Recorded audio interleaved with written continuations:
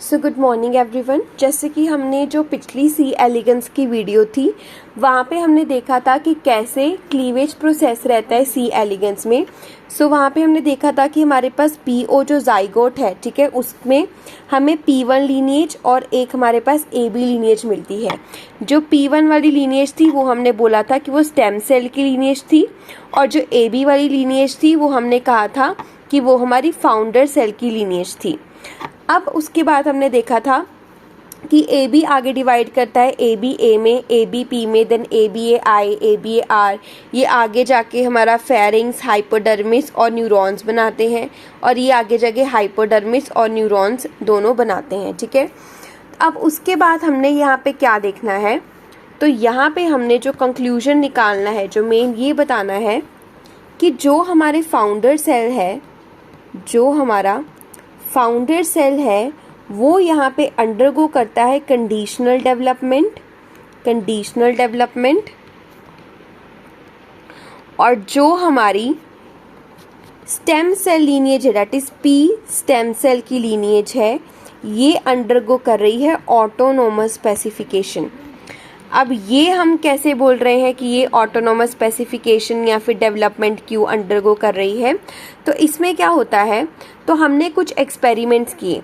अब उन एक्सपेरिमेंट्स में हमने क्या ऑब्जर्व किया, हम उनके बारे में थोड़ा सा देखते हैं, ठीक है, कि क्यों ए बी जो है हमारी कंडीशनल स्पेसिफिकेशन में रखा है हमने, और P1 को हमने ऑटोनोमस स्पेसिफिकेशन में रखा है, ठीक है। तो क्या है कि अगर मैं यहाँ पे इस EMS की बात करूँ, ठीक है, तो हमने देखा कि अगर मैं अकेला EMS रखती हूँ और उसके साथ मैंने P2 की इंटरैक्शन नहीं करवाई, तो यहाँ पे क्या होता है कि जो P2 है ना, हमने ये P2 हमारा EMS को स्टिमुलेट करता है कि ये आगे इसमें डिवाइड हो सके। तो हमने देखा P2 और EMS दोनों को हमने अलग अलग किया, तो हमने देखा कि P2 तो अपनी जो ओरिजिनल फेट थी P3 में जा रहा था वो, ठीक है, उसके अलावा आप देखो C में जा रहा था, फिर P3 आगे P4 में जाता है, और हमारी जर्म सेल की लीनेज भी बनती है। तो इसका मतलब कि जो हमारा ये P2 सेल था, स्टेम सेल था, ये तो ऑटोनोमस मोड शो कर रहा है। लेकिन अगर मैं इस EMS की बात करूं तो मैंने देखा कि इस EMS ने जहां E और MS बनाना था, अभी अकेला MS और MS बना रही है। इसका मतलब कि जो ये इंटेस्टाइन बन रहा था, जो ये ई से इंटेस्टाइन बन रहा था, इसको बनाने में कंडीशनली कौन हेल्प कर रहा था, P2 हेल्प कर रहा था। तो इसका मतलब कि जो हमारा EMS है, जो हमारी EMS लगा लो या फिर जो भी आपका फाउंडर सेल लगा लो, ये अंडरगो करते हैं कंडीशनल स्पेसिफिकेशन। क्यों? क्योंकि इनको सिग्नलिंग की रिक्वायरमेंट होती है फ्रॉम दिस P2 सेल। ऐसे ही अगर आप एक और केस लें और अगर आप दिस AB को अगर आप देखें, इसको अलग कर दे P2 से, तो वी विल सी कि ये भी आगे अच्छे से डिवाइड नहीं कर पाएगा, ठीक है। अब हमने कुछ फैक्टर्स देखने हैं इसी चीज़ को, EMS को अगर मैं और डिटेल में करूं, तो जैसे कि मैंने बोला कि हमारे पास EMS है, ये EMS आगे डिवाइड करती है इनटू MS और E, ठीक है। और ये भी मैंने बोला कि इसके साथ इसको कौन स्टिमुलेट करता है, इसको स्टिमुलेट करता है P2।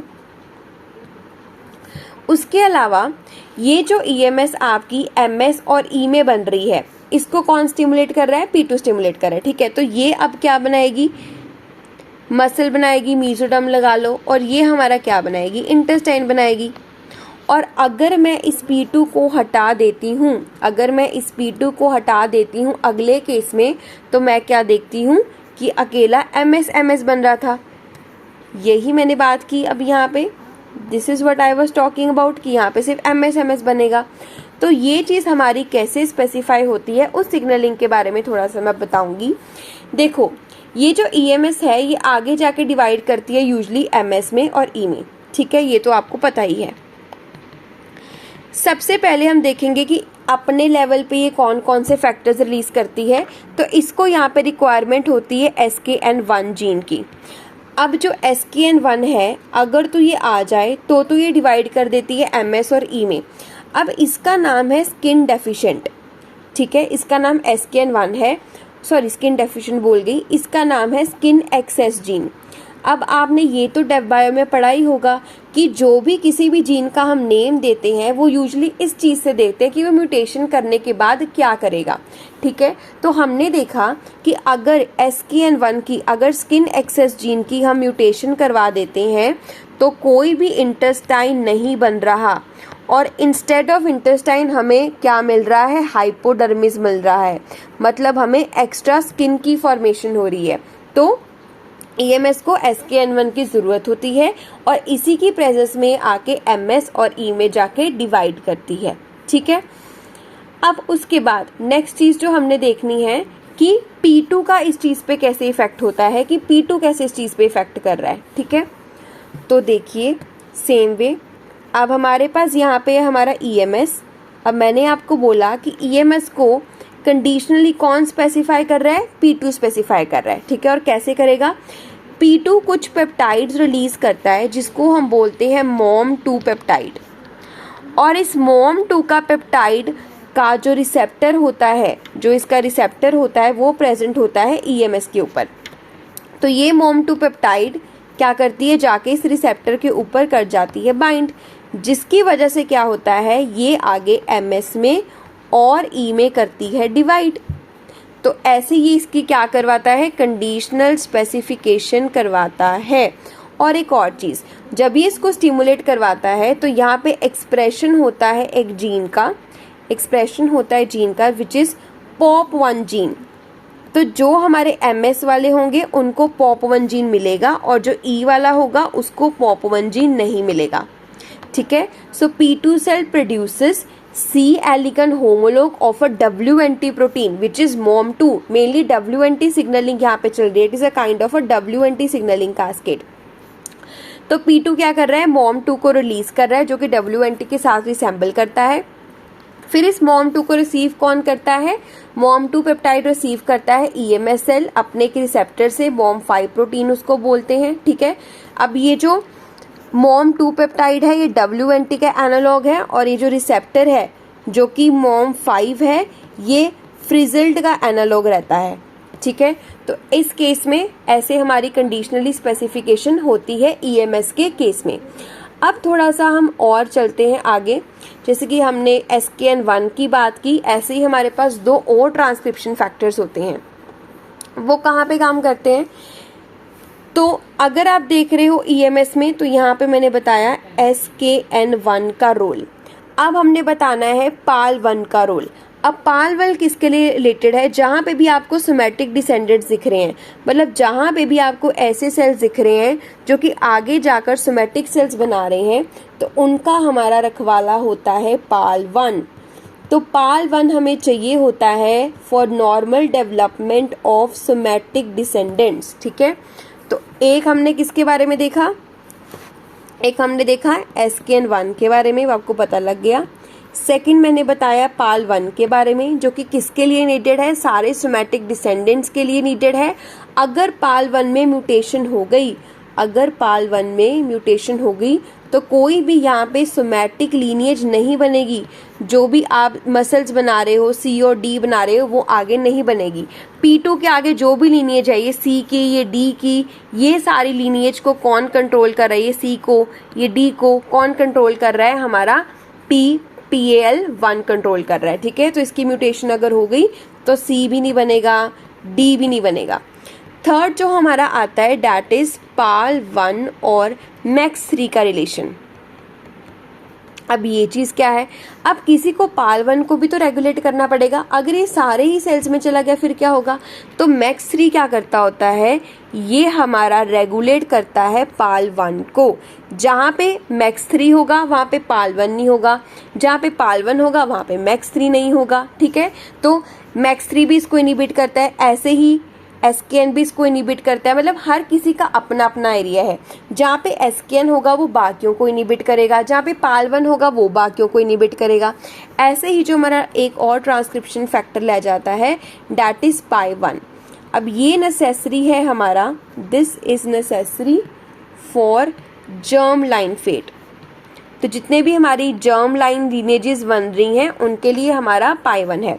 अब सेम वे अगर PAI1 में आपको म्यूटेशन देखने को मिलती है देन फिर क्या होता है, blastomere will adopt somatic fate, मतलब कि यहाँ पे अब जर्म सेल्स नहीं बनेंगे, सोमैटिक फेट आ जाएगी।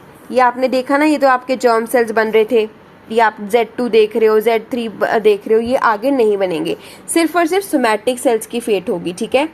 अब उसके बाद EMS का केस देख लिया, डिफरेंट काइंड ऑफ हमने सिग्नलिंग देख ली कि कैसे कर रहे हैं।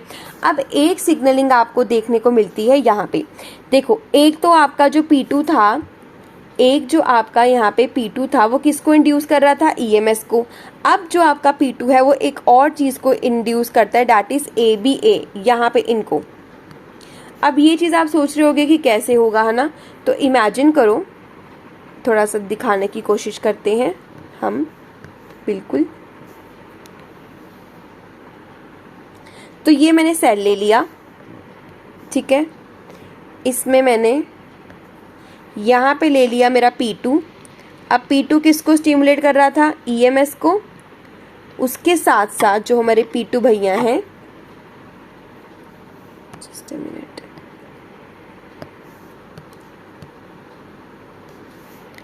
अब उसके साथ साथ जो हमारे P2 भैया हैं वो EMS को तो कंडीशनली रेगुलेट करते ही हैं, उसके अलावा EMS को करने के अलावा यहाँ पे प्रेजेंट होता है एक ABA और ABP। अब आपको ये भी पता है ये आगे जाके फेरिंग्स हो गया, हाइपोडर्मिस हो गया, इसको बनाते हैं, ठीक है। तो अगर तो आपके ABP को P2 कंडीशनली स्पेसिफाई कर दे तो ये बनाता है HN, हाइपोडर्मिस और हमारे न्यूरॉन्स। और अगर और हमारा जो ABA है वो P2 के प्रेजेंस में बनाता है PHN, ठीक है। यही हमें अभी तक देखने को मिला है, ठीक है। अब क्या होगा कि अगर मैं P2 को स्टिमुलेट नहीं करूँगी तो मेरे पास क्या होगा कि फेरिंग्स और फेरिंग्स ही बनेगा, मतलब कि ये जो आप PHN देख रहे हो और HN यहाँ पे बन रहा है, ये यहाँ पे स्टिमुलेशन नहीं होगी, ठीक है। तो इस वजह से हम बोल देते हैं कि जो P2 है वो ABA और ABP को भी क्या करता है, स्टिमुलेट करता है। ABA को बोलता है कि तुम न्यूरॉन्स बनाओ, हाइपोडर्मिस बनाओ, ठीक है, इंटीरियर फेरिंग सेल बनाओ, ठीक है। और अगर आप P2 को किल कर देते हो, ठीक है, तो ABP जो है, ये जो हमारा है वो नॉर्मल सेल्स नहीं बना पाएगा, अपने अकॉर्डिंगली जो स्पेसिफिकेशन नहीं कर पाएगा। अब हमने देखा कि P2 EMS को स्टिमुलेट कर रहा था थ्रू WNT पाथवे, यही हमने देखा था। अब हम देखेंगे कि इन केस ऑफ AB और ABP को ये कैसे स्टिमुलेट करता है, डेल्टा नॉच पाथवे से। यहाँ पे आपको डेल्टा नॉच पाथवे देखने को मिलेगा, ठीक है। तो अब ये थोड़ा डेल्टा नॉच के पाथवे के बारे में हम पुष्टि कर लेते हैं। तो हमारे पास क्या हुआ, हमारे पास एक है हमारा ABP, ये भी हमारा इक्विवेलेंट सेल है और ये भी हमारा इक्विवेलेंट सेल है, ठीक है। ये हो गया हमारा P2, इसके साथ लगा हुआ है हमारा EMS, ठीक है। अब इसके ऊपर हमारे पास क्या है, ये हो गया ABP के पास हो गया GLP प्रोटीन, इसके पास प्रेजेंस है GLP-1 प्रोटीन की, P2 के ऊपर प्रेजेंस है APX1 की, इसका नाम है एंटीरियर फेरिंग्स एक्सेस। मतलब अगर P2 की आपको डेफिशिएंसी हो जाती है, P2 कंडीशनली स्पेसिफाई नहीं कर पाता, तो दोनों साइड पे फेरिंग्स ही बनता है, वो ऊपर हाइपोडर्मिस और न्यूरॉन में नहीं बना सकता।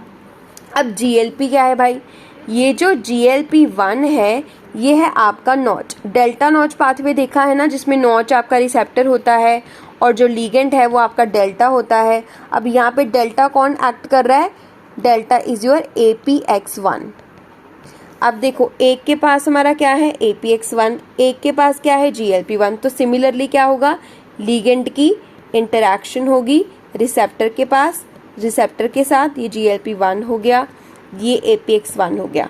तो ऐसे ही उसको क्या कर रहे हैं, स्टिमुलेट कर रहे हैं। मोड ऑफ एक्शन क्या है कि ABP के पास GLP-1 प्रोटीन है, P2 ब्लास्टोमियर के पास APX1 प्रोटीन है, ठीक है। APX1 का सिग्नल सिमिट्री ब्रेक करेगा ABP और ABA के बीच में, ठीक है, और फिर आगे जाके अपनी अपनी फैट ये बना लेगा। तो इसने स्टिमुलेट किया GLP-1 प्रोटीन को which was present on the AB descendant namely the ABP blastomere. अब अगर किसी में म्यूटेशन हो जाती है, तो अगर हम म्यूटेशन का केस भी देख लें, if there is a mutation, if there a mutation in GLP-1 जो कि आपका रिसेप्टर है, तो ABPB किस में बदल जाएगा, ABA सेल में ट्रांसफॉर्म्ड हो जाएगा। ये क्या बना रहा था, PHN बना रहा था, अबे फोन कर, ये बना रहा था, हाँ इसका मैंने वो बनाया हुआ है थोड़ा सा, ये हो गया अबे फोन कर, ये बोल रहा है हाँ भाई करता हूँ। तो ये छोटी सी ट्रिक से मैंने जो है ये इसको याद किया हुआ है कि अबे फ़ोन कर, हाँ करता हूँ। तो अगर आपका ये GLP और APX का पाथवे नहीं चलेगा तो डिफ़ॉल्ट फेट हमारी फेरिंग्स वाली होती है, तो ये भी आगे जाके हाइपोडर्मिस और न्यूरॉन की जगह पे फेरिंग्स भी बना देगा, मतलब कि नॉर्मल डेवलपमेंट नहीं हो पाएगी वहाँ पे। तो हमने देखा कि जो आपका P2 था वो कंडीशनली स्पेसिफाई कर रहा था कौन कौन सी, AB, P और ABA लीनिएज को भी और उसके अलावा EMS को भी। ये भी देखा कि EMS को वो WNT पाथवे के थ्रू करवा रहा है और AB और ABP वाले पाथवे को वो कौन से पाथवे से करवा रहा था, मैंने अभी देखा डेल्टा नॉच पाथवे के साथ स्टिमुलेट करवा रहा था। ठीक है, तो दिस वाज ऑल। और अगर इसको और आपने समरी में अगर मैं इसको बताना चाहूँ तो समरी भी मैं बता देती हूँ कि ये रहा आपका ABP, ये रहा आपका ABA, ठीक है, इसके साथ ये रहा आपका P2 और ये रहा आपका EMS। ये लगा लो आप EMS, ये लगा लो आप ABP, ये लगा लो ABA, ये हमारा हो गया हीरो विच इज़ P2। ठीक है, अब ये तो आपको पता है P2 और ABP के बीच में कौन सी सिग्नलिंग चल रही है,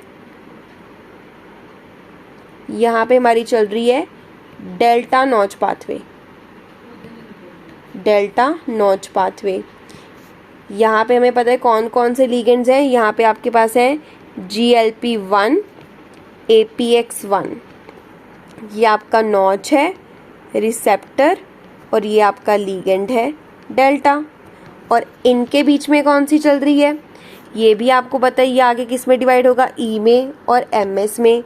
इसको POP1 नहीं मिलता, इसको POP1 मिल जाता है। फिर उसके अलावा हमने क्या देखा था, यहाँ पे कौन सी चलती है, यहाँ पे चलती है WNT सिग्नलिंग। वहाँ पे भी हमने देखा था कि WNT सिग्नलिंग में ये कौन सा रिलीज़ करती है, MOM2 पेप्टाइड, जो कि क्या है, लीगेंड है। इसके पास क्या प्रेजेंट होता है, MOM5 रिसेप्टर, जो कि फ्रीजल्ट का क्या है, होमोलोग है। तो ऐसे इसमें हम देख सकते हैं कि स्पेसिफिकेशन हो सकती है। तो समरी हमारी ये निकलती है, तो इस सारे पार्ट की समरी हमारी ये निकलती है कि जो हमारी C एलिगन की स्पेसिफिकेशन है, अगर आप उसको गौर से देखो, then that is autonomous as well as conditional. और आपने ये भी देखा कि कंडीशनल कौन अंडरगो करता है, फाउंडर सेल वाला पार्ट, और ऑटोनोमस अंडरगो करता है हमारा P1 सेल के डिसेंडेंट्स वगैरह। ठीक है, हमने देखा P1 को अकेला रखो तो वो अपनी वो फेट कर लेते हैं, लेकिन अगर सोमैटिक वाले AB डिसेंडेंट्स को अकेला रखो तो वो अपनी ग्रोथ आगे नहीं कर पाते। सो दिस वाज ऑल, जो कि आपका पिछला C एलिगन वाले पार्ट में रह गया था। वीडियो को अच्छे से देखो, ये आपके छोटे छोटे पॉइंट इंपॉर्टेंट हैं। ठीक है, ये आगे आपको काम आएंगे। जैसे कि स्किन 1 का क्वेश्चन जो है वो आ जाता है कई बार। ठीक है, और डिटर्मिनेशन के बेसिस पे भी क्वेश्चन आपको आ जाता है। POP1 वगैरह वाला क्वेश्चन भी आपको देखने को मिलेगा 2017 के अंदर। तो ये सारे एरियाज़ है जहाँ पे मैंने आपको बता दिया। पॉसिबली आप ये लगा लो कि 36 से या 40 मार्क्स का अभी तक जो मैंने एनालिसिस किया है उसमें इस पार्ट से क्वेश्चन आ रखे हैं। So this is an important part. This is in continuation with the previous video. Thank you everyone.